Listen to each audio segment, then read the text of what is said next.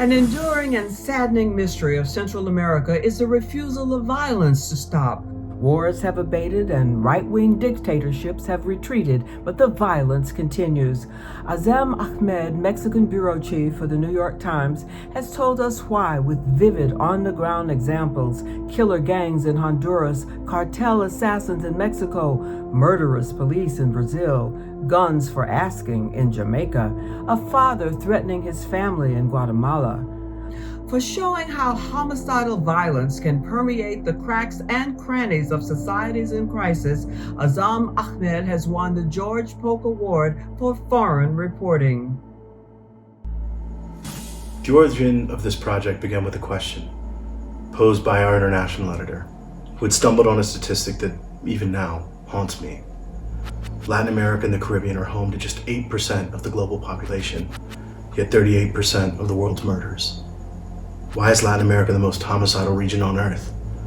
How can more people have died here in the last 20 years than in every major war zone combined?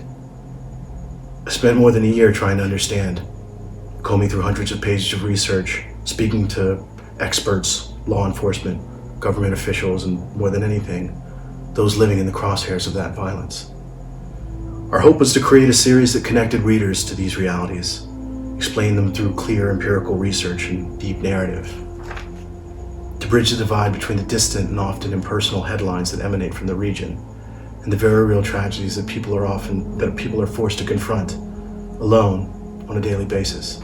My parents migrated to the United States before I was born from Pakistan, and I grew up in the South in the 9/11 era amid the racism and hate it generated towards Muslims. I felt it personally from childhood until as recently as a few weeks ago. As much as anything, that experience has shaped the work that matters most to me, a desire to seek out the commonalities that make us human, allow us to see and connect with one another on a level stripped of politics and judgment.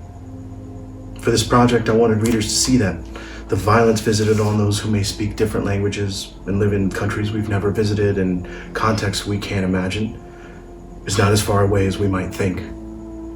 The young men fighting for their neighborhood in Honduras, Lubia Sasfin Perez, a victim of horrific gender violence that forced her family to flee to the United States from Guatemala, Jody Ann Harvey, a single mother who was killed by a handgun smuggled from the US to Jamaica in a case of mistaken identity, or the community of Mormons in northern Mexico, whose lives were shattered when cartel gunmen murdered 9 women and children in cold blood.